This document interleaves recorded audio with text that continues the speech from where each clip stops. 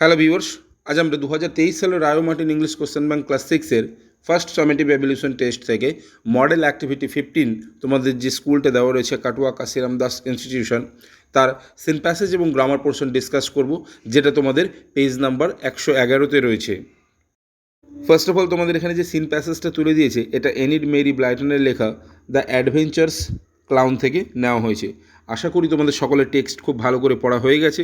তবুও যারা পড়োনি অথবা যারা একটু পিছিয়ে পড়া স্টুডেন্ট, তাদের জন্য টেক্সট প্যাসেজটা পড়ছি, তোমরা জাস্ট একটু শুনে নাও যাতে প্রশ্ন উত্তরগুলো সলভ করতে সুবিধা হবে। দেখো, অ্যাডভেঞ্চার্স আর অলওয়েজ এক্সাইটিং, রোমাঞ্চ সবসময় আনন্দদায়ক। I want to do something, আমি এমন কিছু করতে চাই দ্যাট, যেটা would make all the toys take notice of me, অর্থাৎ যাতে সমস্ত পুতুলেরা আমার প্রতি মনোযোগী হয়। It's so dull up here on our shelf, replied Tuffy. Tuffy উত্তরে বলল, এই তাকের উপরে বসে থাকা সত্যিই বিরক্তের ব্যাপার বা খুবই একটা নিরস ব্যাপার। অ্যাট নাইট, রাত্রেবেলা, দ্য ক্লাইম্ব ডাউন, ক্লাউন মানে এখানে বিদূষক টাফি, ক্লাইম্ব ডাউন নেমে এলো, ফ্রম হিজ সেলফ অর্থাৎ তার তাক থেকে, টু লুক ফর অ্যাডভেঞ্চার, এখানে লুক ফর হচ্ছে phrasal verb, that means search, অর্থাৎ রোমাঞ্চের খোঁজে নেমে এলো রাত্রে তার তাক থেকে। Now that night there was to be a grand race between two wooden horses and carts driven by wooden farmers. এখন ওই রাত্রে এক জাঁকজমকপূর্ণ দৌড় প্রতিযোগিতার কথা ছিল কাঠের কৃষক চালিত দুটি কাঠের ঘোড়া এবং গাড়ির মধ্যে। The race was just starting as Tuffy climb down, অর্থাৎ টাফি যখন নামলো তখনই সেই দৌড়টি শুরু হতে যাচ্ছিল। One cart came racing by, একটা গাড়ি দৌড়ে এলো।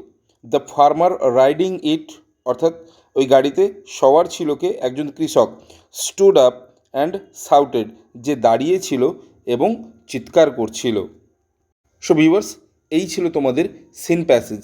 এবার এখান থেকে যে প্রশ্নগুলো দিয়েছে চলো ডিসকাস করে নেওয়া যাক। দেখো, প্রথমে এর দাগে দিয়েছে টিক দ্য কারেক্ট অল্টারনেটিভস, অর্থাৎ সঠিক অল্টারনেটিভে দাগ দাও। দেখো ফার্স্ট কোশ্চেন কী দিয়েছে, দেখো আইয়ের দাগে টাফি ক্লাইম্ব ডাউন, টাফি নেমে এসেছিল কেন? অপশান এটা দেখো, টু লুক ফর অ্যাডভেঞ্চার্স, অর্থাৎ রোমাঞ্চের খোঁজে। ওকে, এবারে টু আইটা দেখো, দ্য রেস ওয়াজ, রেসটা কেমন ছিল? An inferior one, a secondary one, a grand one, to stretch his legs. Option C is the correct answer, a grand one. Okay, এরপরে 3i এর প্রশ্ন দেখো, দ্য রেস ওয়াজ বিটুইন, এই যে লাইনটা এখানে দেখো, two wooden horses and carts driven by wooden farmers. তাই অপশান এইটাকে দেখো, two wooden horses and carts driven by wooden farmers. Option A is the correct answer. এরপরের পেজে চলে আসো, 112 নম্বর পৃষ্ঠা। 112 নম্বর পৃষ্ঠাতে দেখো, the race was taking place at night, at day, on every day of that year in the evening.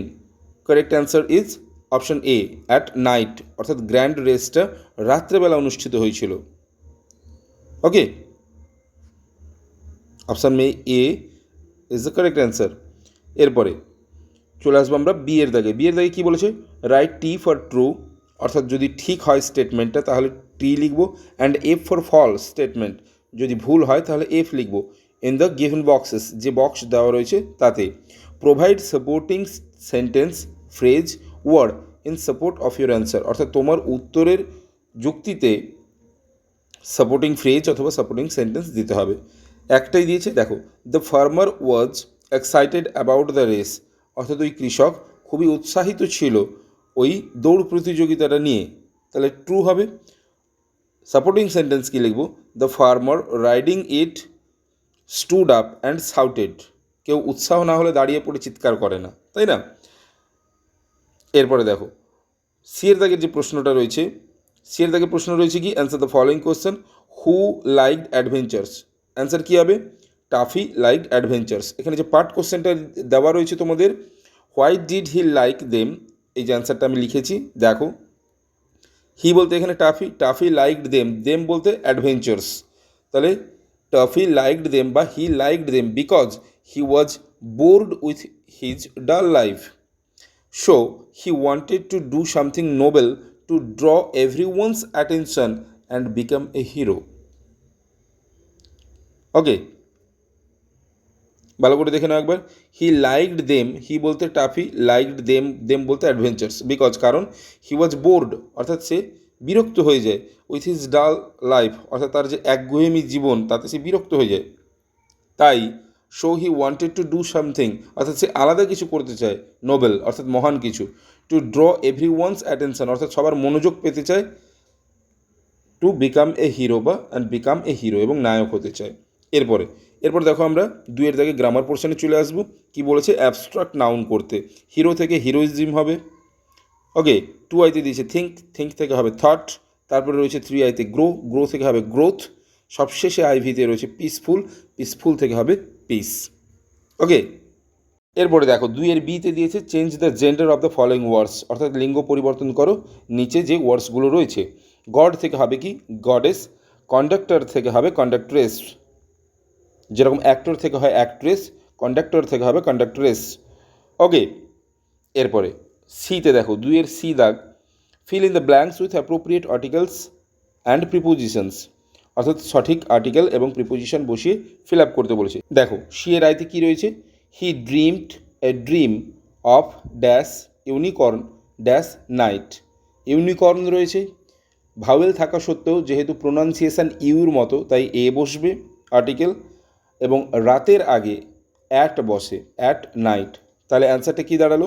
He dreamed a dream of a unicorn at night. Okay,